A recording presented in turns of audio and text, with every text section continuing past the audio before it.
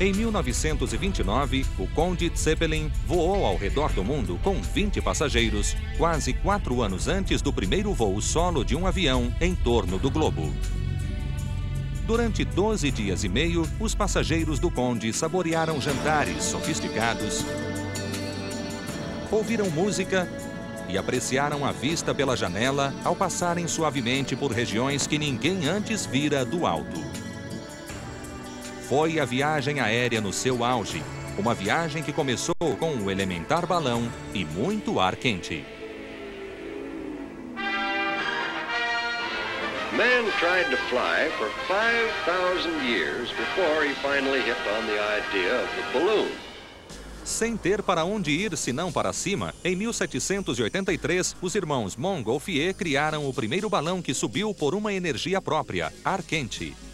They were constantly going around with sponges and water to put out small fires. Em dezembro do mesmo ano, um físico francês, Jacques Charles, realizou o primeiro voo tripulado em um balão cheio de hidrogênio, uma fonte de sustentação muito mais leve. It was about 7 times lighter than air, and it didn't take much to figure out that would help support flight, and especially manned flight. Mas o hidrogênio era considerado ar inflamável, por queimar furiosamente, especialmente quando misturado com oxigênio. O problema que os antigos aeronautas enfrentavam agora era como controlar o gás mais leve que o ar e altamente inflamável, o hidrogênio. Fabric technology had progressed by that time, and they were starting to rubber coat balloons. They found out once you flew, let's go somewhere, we want to fly. The balloon itself was a pretty limited vehicle. After all, you couldn't steer it. It simply floated to wherever the wind took it. Um punhado de aviadores acreditava que a grande esperança para o voo controlado seria um balão provido de motor e controlável, ou um dirigível. Entre eles estava um ousado e jovem brasileiro chamado Alberto Santos Dumont, que dizia que mover um dirigível pelo ar era como atravessar uma vela por uma parede de tijolos. Em 1884, 2 membros do Corpo de Baloeiros do Exército Francês conseguiram um primeiro êxito aeronáutico ao pilotarem seu balão elétrico de volta ao seu ponto de origem contra o vento. O voo de 23 minutos foi interrompido devido à vida limitada das baterias de 500 libras do motor. O peso do motor assustava os pioneiros do dirigível. O desafio agora era criar um aeróstato que fosse não apenas controlável, mas aerodinâmico e forte o bastante para sustentar homens e máquinas. Em 1897, Santos Dumont começou a trabalhar em sua primeira aeronave. Santos made a great leap forward in engine technology using a motorcycle type motor for his airship, and did some innovative work in propeller design that gave his ship greater efficiency. It was a smaller engine, giving him more lift, available lift for payload or for passengers. Para manter a pressão interna do gás dos balões alongados em forma de ovo, os pioneiros aéreos acrescentaram balonetes, ou sacos de ar que se expandiam e se contraíam para compensar as mudanças na pressão do gás de elevação. Este princípio básico ainda é usado em dirigíveis ou balões. Em seguida, os franceses acrescentaram uma quilha rígida de apoio no balão alongado para ajudar a distribuir o enorme peso das antigas máquinas elétricas e a vapor. Esses aeróstatos semirrígidos fizeram muito sucesso e foram usados para vigilância militar. And then a man by the name of Count Zeppelin came along and said, what would happen if we took a whole bunch of balloons and put them together and put a framework around them? And from that was born the Zeppelin airship. No dia 2 de julho de 1900, o conde Ferdinand von Zeppelin, exultante, apostou sua fortuna e sua reputação em uma ideia maluca. 3 anos antes do voo dos irmãos Wright, o primeiro dirigível do conde voou sobre o lago Constance, no sul da Alemanha. Voou por 18 minutos uma distância de 5,5 km. O LZ-1, ou Luftschiff Zeppelin 1, tinha 126 metros de comprimento, 12 de diâmetro e uma capacidade de sustentação de mais de 12 toneladas. Como ele havia feito? Em vez de encher um saco de ar com hidrogênio como seus antecessores, o conde inflou 17 grandes células de gás e os encerrou em uma estrutura aerodinâmica e rígida de liga de alumínio ou duralumínio.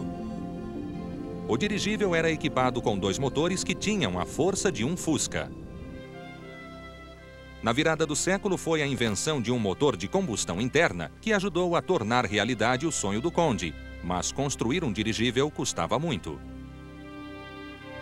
The German military said if Count Zeppelin can keep his airship in the air for 24 hours endurance, that they would be willing to purchase then his next airship. Durante seu voo de 24 horas, o Conde Zeppelin teve problemas com o motor, aterrissou seu dirigível perto do Daimler Engine Works e foi almoçar. Foi uma sorte. In the meantime, a storm came and blew the airship away. Most unfortunate for the Count because it didn't fulfill his 24-hour endurance requirement for government sponsorship. But what happened was a spontaneous flood of donations came from the German people to help pay for the next airship. He received about 7.5 million gold marks from the loss of his ship and from all the donations that came in to build the Zeppelin company and to build future airships. It was a technical marvel. As the Zeppelin began to work the bugs out, it began to be used more or less routinely. Just before World War I, there was a German Zeppelin commercial service called the DELAG. The different Zeppelins of the DELAG were making what we would call joyrides. You have to remember, aviation was totally new, and people really paid for their flights simply to have a bird's eye view of the city or town which they lived in. What's interesting to note, though, is a number of the passengers were not Germans. The enthusiasm of taking a flight on an airship had reached virtually every corner of the world. Em 1914, os dirigíveis DELAG levaram mais de 34 mil passageiros por mais de 161 mil quilômetros sem um único acidente. Era um sucesso econômico.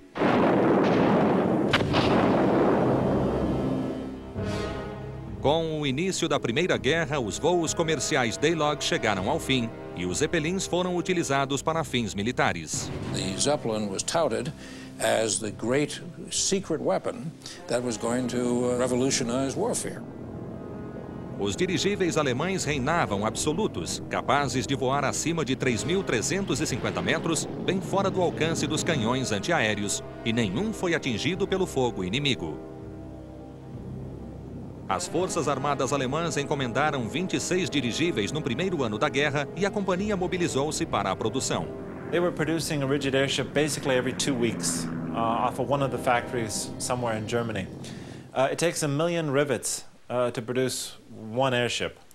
It also takes 700,000 skins, that is the internal intestines of a cow, to make all the gas bags for one airship.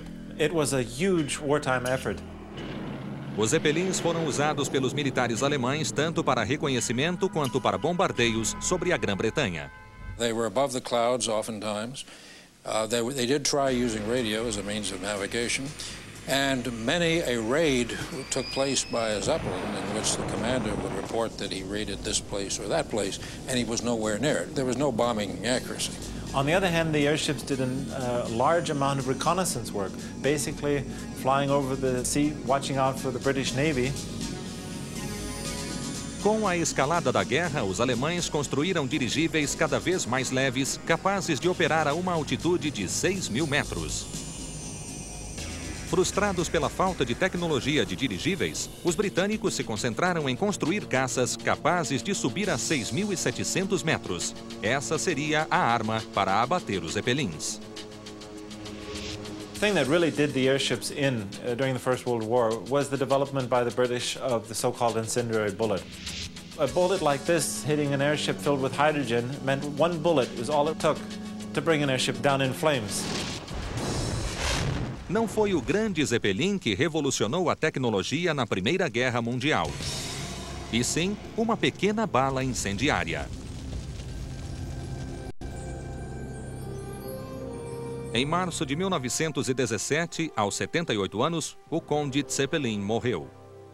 2 dirigíveis jogaram flores em seu caixão ao ser baixado ao túmulo. Estamos apresentando julho de 1958. All hands, this is the captain speaking. Our destination for this trip is Portland, England, by way of the North Pole. Muitos exploradores obedeceram ao chamado do Polo Norte, mas muito poucos sobreviveram às suas frias garras. Agora, o Nautilus, o primeiro submarino nuclear da humanidade, chega ao teto do mundo por baixo do gelo. In a few moments, Nautilus will realize the goal long sought by those who have sailed the seas, the attaining of the North Pole. 3, 2, 1, march for the USA and the US Navy, the North Pole. Faz história enquanto o gelo do Polo Norte é conquistado sob a água. Nenhuma bandeira é erguida, mas o momento fica congelado no tempo. Somente por The History Channel, onde o passado ganha vida.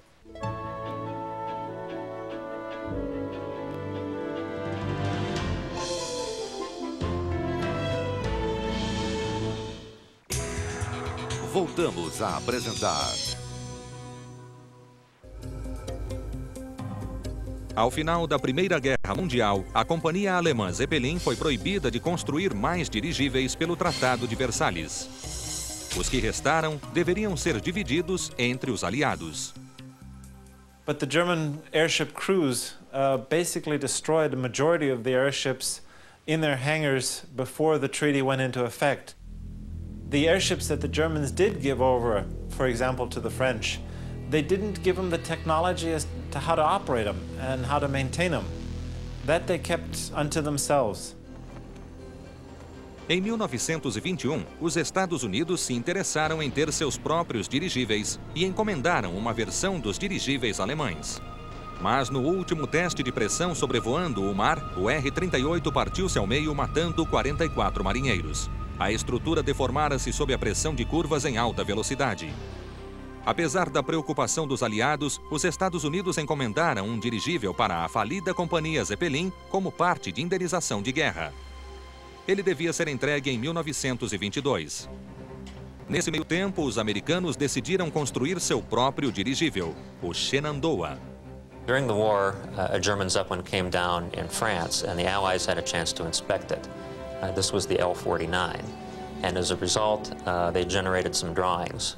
The Navy acquired these drawings and basically built their own Zeppelin in Philadelphia. The technology was very much World War I technology on the Shenandoah. There were some American refinements and improvements, and of course it flew with helium, not hydrogen. O hélio é um gás inerte descoberto em alguns poços de petróleo no Texas. Em 1922, o gás era escasso e caro. E embora o hélio fornecesse menos elevação do que o hidrogênio, sua vantagem básica era que não incendiava. The golden age of airships had begun. O primeiro voo do Shenandoah de Lakehurst, em Nova Jersey, marcou o início da era dos dirigíveis americanos. A América ficou encantada e ele foi saudado como o antecessor do dirigível comercial de passageiros. Mas seu serviço foi breve. Em 1925, ele foi surpreendido por uma forte tempestade no meio oeste e quebrou-se ao meio. A parte dianteira de 64 metros de comprimento, que levava 7 homens, subiu a 3.048 metros. O tenente-comandante Charles Rosendahl percebeu que poderia voar com o que restara do dirigível usando os mesmos princípios de um balão. Despejando gasolina e regulando o hélio através de válvula, poderia voar o que sobrara da nave por quase 2 horas antes de cair.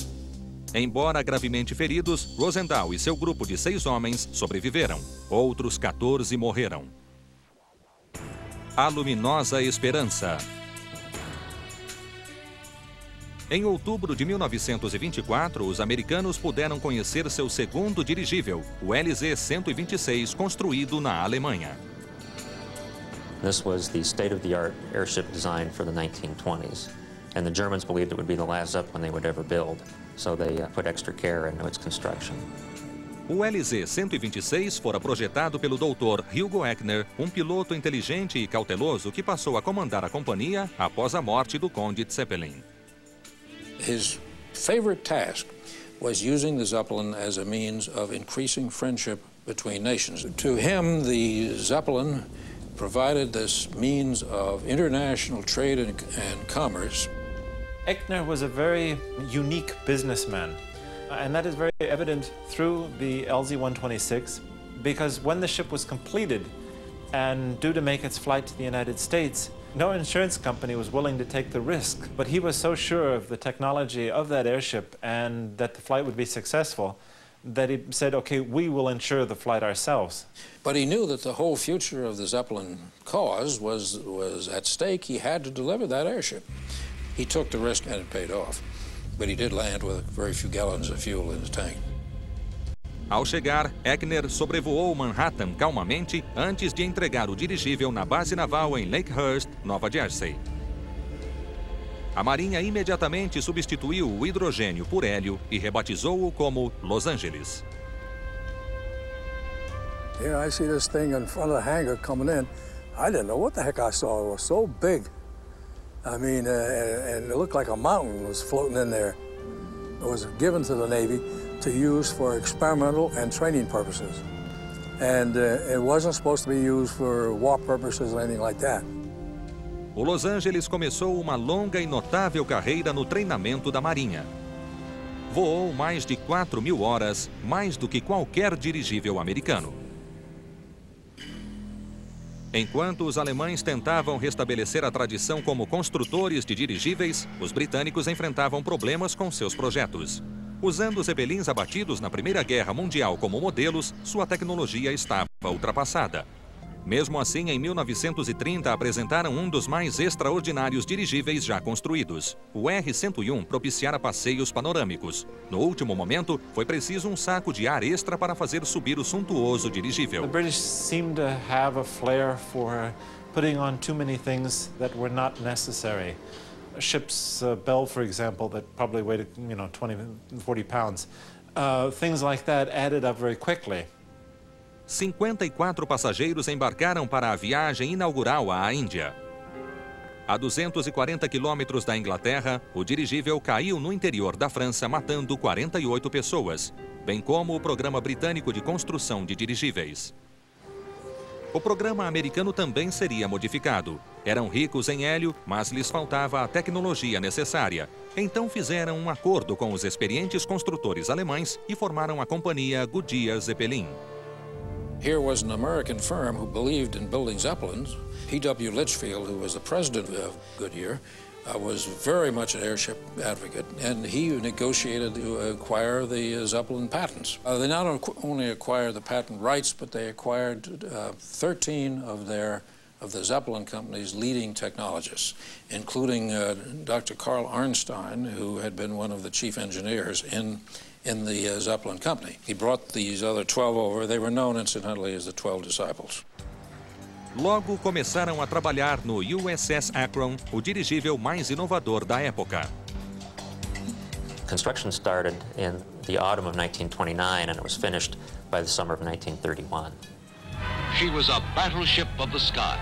The USS Akron was the first ship, and that was different in that it was designed from the outset to be a flying aircraft carrier. Inside the belly of the airship, there was a hangar bay, and it could carry up to 5 biplanes. They had several planes, but the most famous was the Sparrowhawk. A little bit of a 20-foot wingspan fighter. It would come up, had a hook on the top, and it would hook onto a trapeze bar. From a trapeze, it lowered from the ship. It would engage, and then the trapeze would raise the ship up and stow it in a hangar. And the idea behind this was that the planes could fly out and scout at a much greater distance than the airship alone. O Akron tinha 3 quilhas reforçadas e 8 motores capazes de levá-lo a quase 112 km por hora. The engines were inside the ship, and a long shaft came out there on the propellers, and you just walk through a door into the engine compartment. Em 1933, com mais de 1.700 horas de voo, o dirigível de 200 toneladas foi surpreendido por uma tempestade na costa de Nova Jersey. Bateu na água a toda velocidade. 73 dos 76 homens morreram. Não havia coletes salva-vidas a bordo. Apenas 2 semanas após o acidente do Akron, o USS Macon ficou pronto. Era idêntico, exceto por ser 3,5 toneladas mais leve e mais rápido, um dado com o qual o novo comandante teve dificuldades em lidar. As one senior airship officer remarked to me, he was so careful it was downright embarrassing. And you can't really blame him. I mean, he takes command of a ship, and the preceding ship was destroyed only 2 weeks before. Built to cruise 10,000 miles without refueling, she's the pride of the Navy. Tendo caças como observadores, o Macon podia patrulhar quase 129 mil milhas quadradas de oceano em um dia. Em fevereiro de 1935, o Macon foi surpreendido por uma tormenta na costa da Califórnia, perto de Point Sur. Desta vez, tinham coletes salva-vidas e todos, menos 2 dos 83 homens, sobreviveram.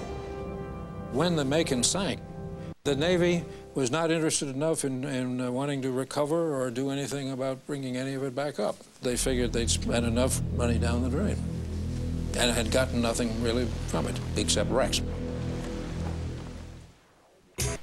No dia 8 de julho de 1928, o LZ-127 foi batizado pela filha do conde de Zeppelin. Com altura de quase 10 andares, o dirigível passava pela porta do hangar por apenas 60 centímetros. Com o abrandamento das sanções impostas pelo Tratado de Versalhes, os alemães voltaram para a construção de Zeppelins. Na liderança estava o Dr. Hugo Echner, o maior defensor dos dirigíveis. This was the period of empire building. The vision of Dr. Echner was to see an intercontinental airship passenger service. Com 236 metros, o Conde Zeppelin media 2,5 campos de futebol e, no início de outubro, lançou-se na primeira viagem transoceânica de um dirigível com passageiros. It was designed to prove the airworthiness of rigid airships. That was Dr. Echner's primary concern, because you have to remember at this time, the early airlines, they were starting to make a name for themselves. And so airships, due to the dangerous nature of hydrogen, due to their size, tended to be still considered as a frail means of transportation. And so the 127 was really a very experimental airship. Equipado com 2 conjuntos de células de gás, um de combustível e outro de gás, o Conde Zeppelin chegou em segurança nos Estados Unidos. Foi recebido com fanfarras e milhares de pessoas correram para dar uma olhada.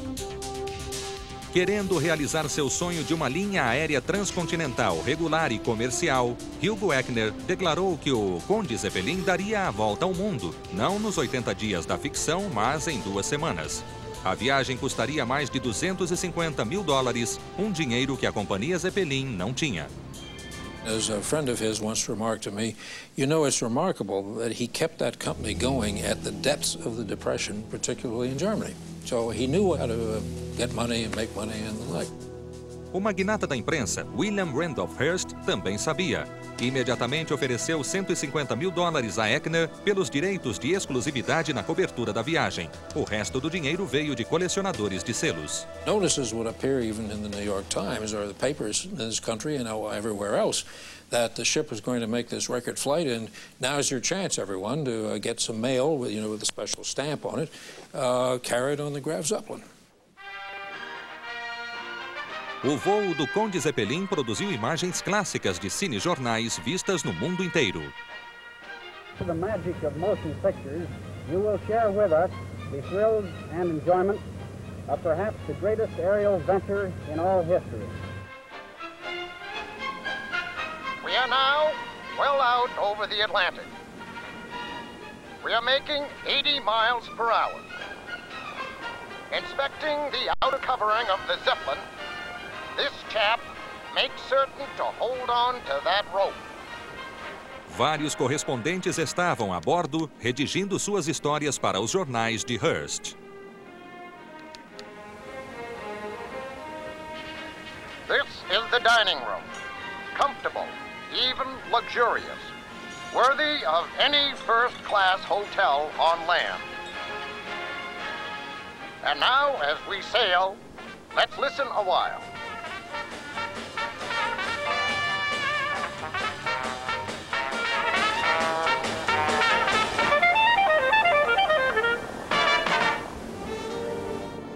Finalmente, a Inglaterra. O Conde cruzara o Atlântico em 42 horas, um recorde, e continuou seu caminho para a Alemanha. Berlin, where thousands in the streets below rejoice over the Zeppelin's triumph. The land of the rising sun in sight.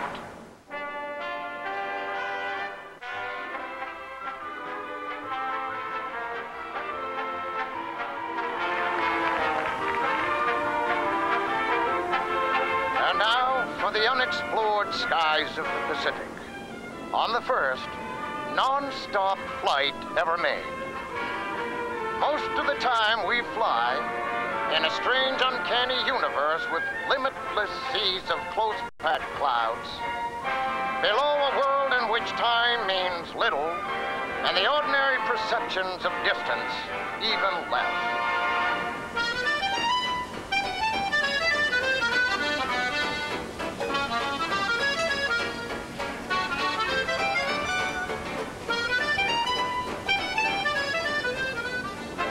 Our first glimpse of American territory.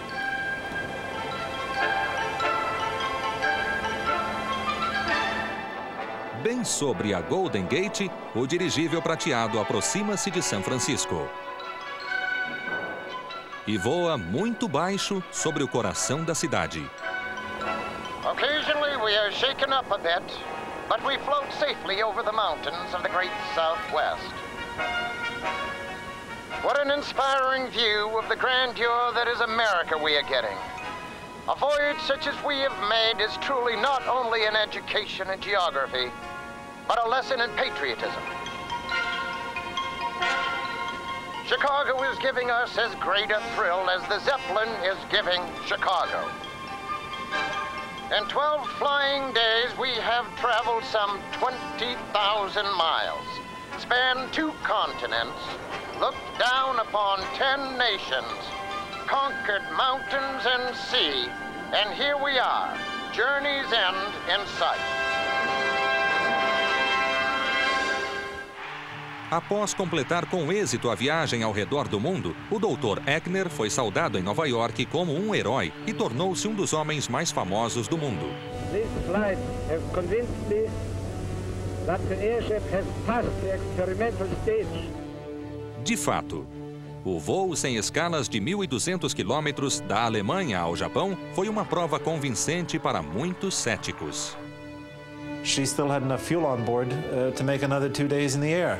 So that means the rigid airship could have almost stayed up in the air non-stop for a week, carrying passengers, and safely. Logo em seguida, Eckner deu início à linha de passageiros para a América do Sul. Only the well-to-do could afford a flight on an airship. The early flights, or these flights to North and South America, cost approximately 1,000 Reichsmark, which was several years' income for a normal German worker at the time. It only took 2.5 days to North America and 3.5 days to South America, non-stop. Even the airplanes from Pan Am were not able to make this type of a trip. It was the fastest means of getting there. Com mais céus a explorar, Eckner lançou-se em uma expedição científica ao Polo Norte em julho de 1931. Trouxe informações sobre a atmosfera do Ártico e provou que o Conde Zeppelin podia voar em condições extremas. Here again, cold weather didn't affect the operation of the airship at all. And so that was the big success and the big reasoning behind the 127. After that, Eckner could prove and safely say we can start an intercontinental passenger airship service and make it work. Enquanto o Conde Zeppelin dominava o céu, Hitler e o Partido Nazista estavam em marcha para dominar a Alemanha. Se Eckner queria construir seu sonho, em breve teria de fazer um acordo com o diabo.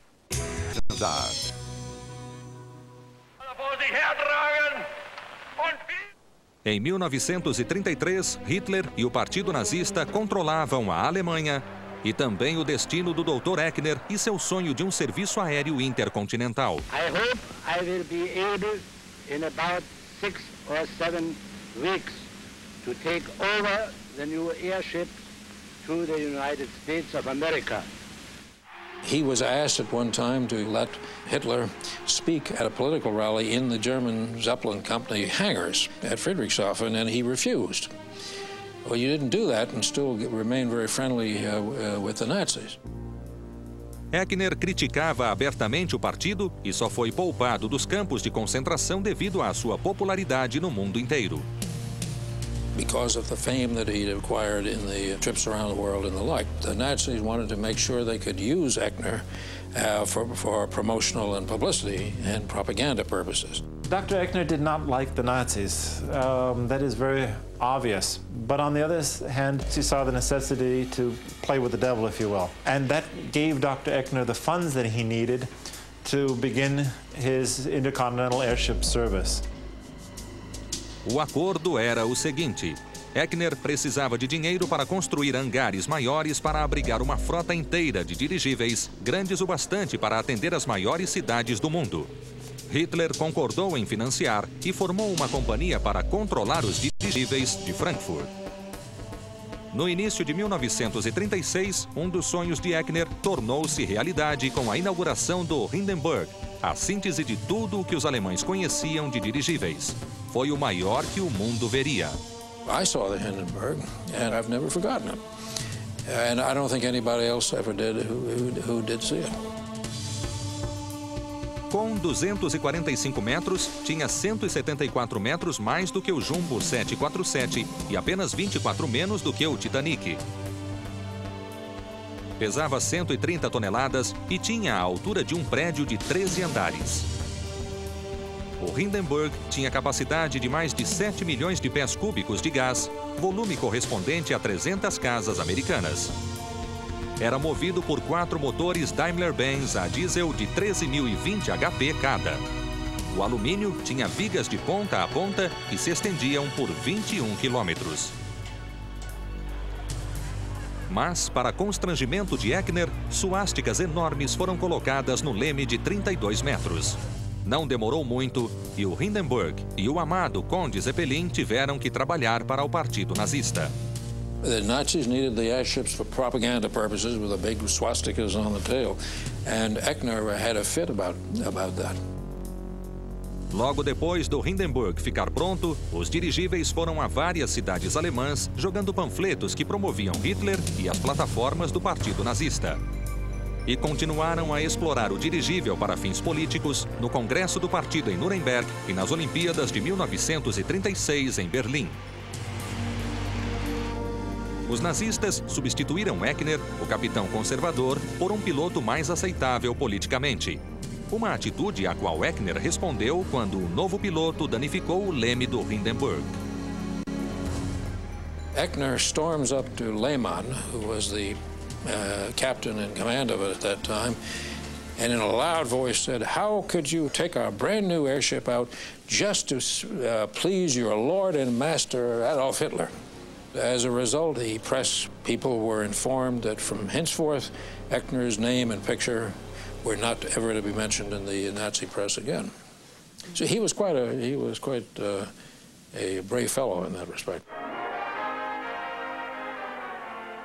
When the Hindenburg made its first trip to this country in 1936, Echner was on board, but he had no title and no authority. They went around him, essentially.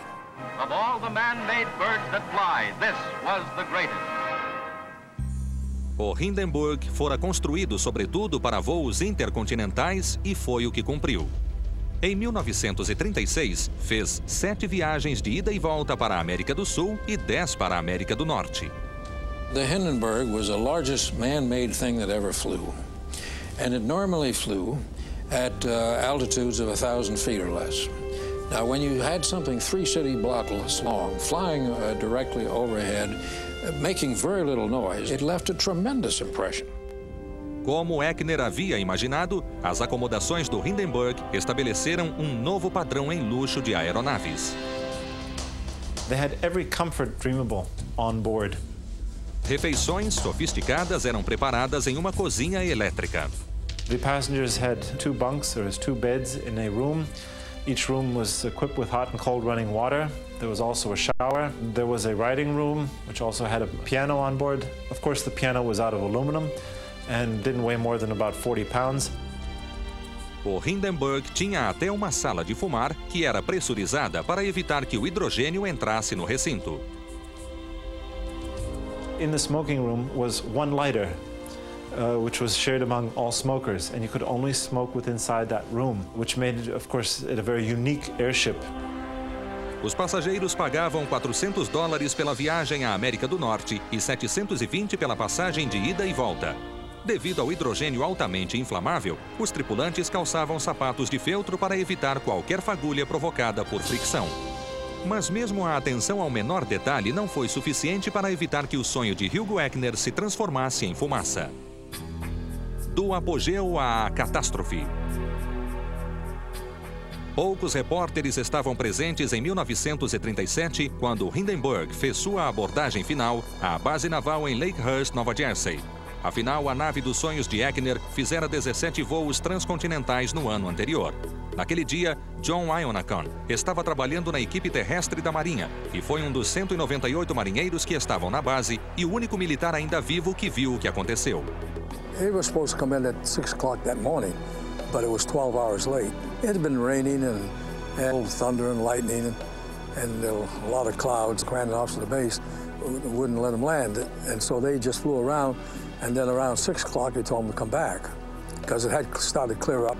In the meantime, the ship got all wet. They were coming in for a landing, and we could see the whole ship from where we were all the time. So they dropped the lines, and the ground crew had a hold of the two nose lines. It was a routine landing. Everything was routine. And then all of a sudden, right there in front of the tail, I saw a big red glow inside the ship. And then it broke through the cover and it just burnt. And it's crashing terrible. Oh my, get out of the way, please. It's burning, bursting into flames and it's falling on the mooring mast and all the folks between us. This is terrible. This is one of the worst catastrophes in the world. Oh, it's the place 400 or 500 feet into the sky, and it's a terrific crash, ladies and gentlemen. The smoke and the flames now, and the frame is crashing to the ground, not quite to the mooring mast. All the humanity and all the friends.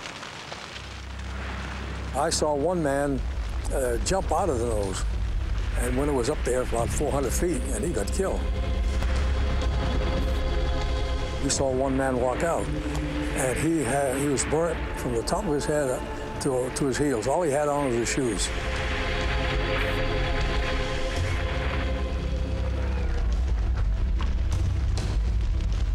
When we got to the passenger compartment, I mean, there was people still in it. We told them to get out, and we started looking around for some more. They wasn't even scratched. O Hindenburg, que levara 4 anos para ficar pronto, foi destruído em cerca de 37 segundos.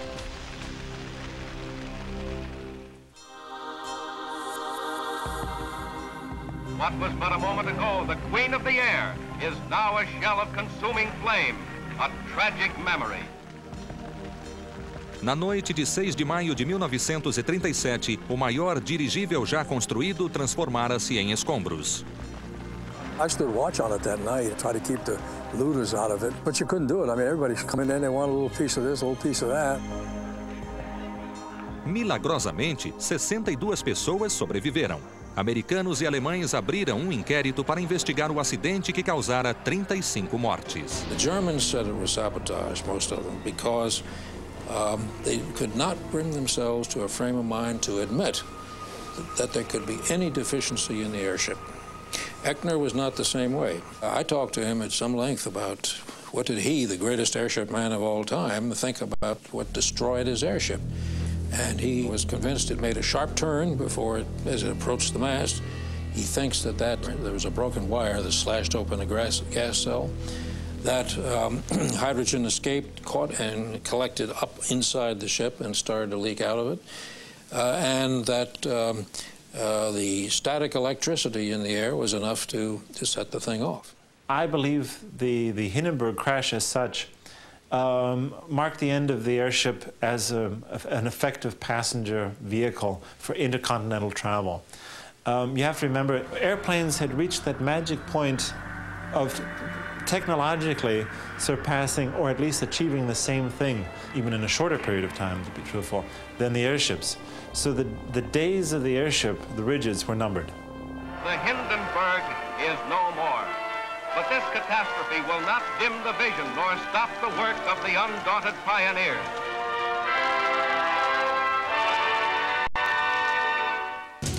The Germans completed another ship, virtually a sister ship of the Hindenburg, and they had made something on the order of 40 flights in 1938 and 39.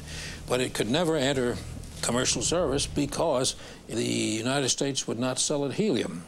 And nobody was going to ride a hydrogen-filled passenger airship again.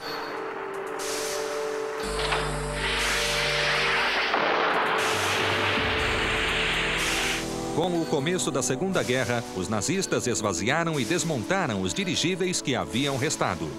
Os pacíficos gigantes do céu foram fragmentados e derretidos em favor dos aviões de caça. The U.S. Navy still was interested in airships, but knew that politically they could never build a really large one again. So they went instead to more blimps, small non-rigid airships. Uma fração das dimensões dos dirigíveis. Their job was patrolling for U-boats. And their squadrons were based all the way from Canada down along the East Coast, to the Gulf Coast, in the Caribbean, down to Brazil, and we flew them to Africa, to the Mediterranean. They escorted something like 70,000 ships, with only 2 lost to an enemy submarine attack. Depois da guerra, Hugh Wegner foi consultor da companhia Goodyear. Antes de sua morte em 1954, ele disse: "O Zeppelin abriu caminho para o avião. Uma coisa boa foi substituída por outra melhor." Futuro leve e feliz. Hoje em dia, os balões são usados basicamente para publicidade e ainda atrai a atenção. Embora a mecânica sofisticada torne-os muito mais fáceis de dirigir do que os Zeppelins do passado, não chegam nem perto das dimensões dos dirigíveis. An average blimp has about 100,000 cubic feet of gas, helium nowadays. The Hindenburg had 7.5 million cubic feet. Basically, a blimp today is about the length of the tail of the Hindenburg. Uma variedade de aeróstatos e balões fixos também são usados em plataformas de comunicação, em vigilância, como radar, para policiamento antidrogas e patrulha de fronteira. São todos de hélio, um gás não inflamável, e parece que sentem falta do romantismo e da aventura dos grandes dirigíveis. Mais de 60 anos após o colapso do Hindenburg, a companhia Zeppelin está construindo um novo e revolucionário dirigível. It's called the NT-07. It is a rigid airship in design, although it has very little structure inside. O novo Zeppelin terá 12 lugares e velocidade máxima de 145 km por hora. Seu uso principal será o de passeio panorâmico. A vantagem desse Zeppelin está na sua unidade de impulsão, que permitirá que o piloto controle o dirigível para a esquerda e direita, para cima e para baixo, a velocidade zero. Isso reduzirá o número da equipe de apoio para decolagens e aterrissagens. O responsável técnico pelo dirigível é um parente distante do Conde Zeppelin. 5 dirigíveis já foram vendidos por $6.800.000 cada. Os alemães usarão o NTO-7 para turismo, publicidade e pesquisa científica. A Suíça planeja usar o novo dirigível para passeios turísticos. Outra companhia alemã planeja construir um enorme dirigível para transportar cargas pesadas. As far as I see from their plans, if they get away with this, their airship would be even much larger than the Hindenburg ever was. De fato, o dirigível cargueiro planejado é 3 vezes maior que o 747 e pesará 4 vezes mais do que um jumbo, ou 175 toneladas. Custo estimado, $60 milhões. Em uma antiga base militar soviética, já começaram a fazer um hangar que abrigará 2 dirigíveis de carga. Os enormes veículos utilizarão energia solar e 1/10 do combustível de um 747. Parece provável que, no futuro, possamos assistir ao renascimento dos dirigíveis. E esta perspectiva carrega a mesma promessa dos Zeppelins originais. Se você tiver sorte de ver um deles, nunca mais esquecerá.